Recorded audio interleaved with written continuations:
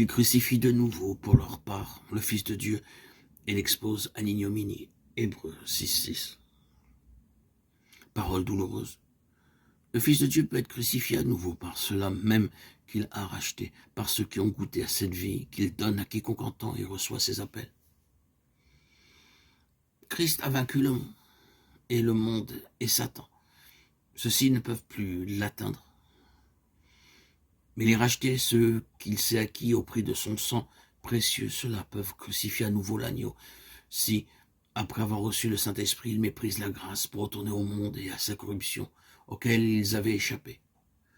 Par là, ils exposent le Fils de Dieu à l'ignominie et rendent inutile son sacrifice à leur endroit. Ce passage de l'Épître aux Hébreux nous montre que la lumière reçue crée une responsabilité. Et l'apôtre Pierre, à son tour, nous dit qu'il vaut mieux n'avoir jamais connu la voie de la justice que de s'en détourner après l'avoir suivie. 2 Pierre 2, 21.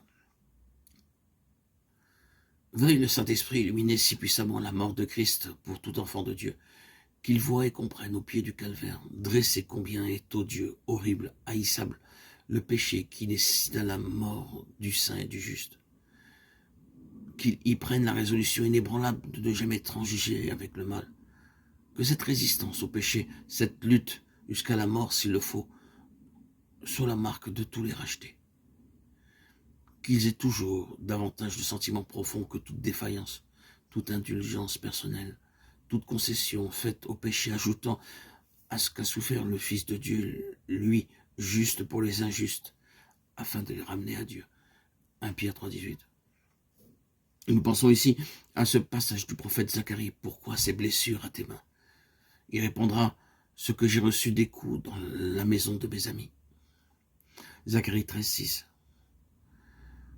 Ô enfant de Dieu, que la pensée que nous pouvons rouvrir ces blessures, ajouter à ces souffrances, nous garde de tout péché, pensé ou vécu, dans le cœur ou dans la vie. Il est mort pour nous affranchir. Ne côtoyons pas les abîmes, ne plaisantons pas avec le mal, ne méprisons pas la grâce ni le sang de l'alliance. Hébreux 10, 29. Racheté du Seigneur, prends garde aux séductions du péché. Garde-toi de céder à la moindre tentation, parce que ce que tu as, l'assurance du pardon, veille ne appeler le péché une infirmité. Et si tu tombes de quelque manière à ne pas t'excuser, puisque Christ est mort pour toi, rien d'autre qu'une complète victoire ne doit te satisfaire. Marche dans un saint tremblement sur les pas du crucifié, veillant, comme autrefois les sacrificateurs, à ne toucher quoi que ce soit d'impur ou de souillé. Crucifié avec Christ à la chair et au monde maintenant, vis sans restriction avec lui et en lui.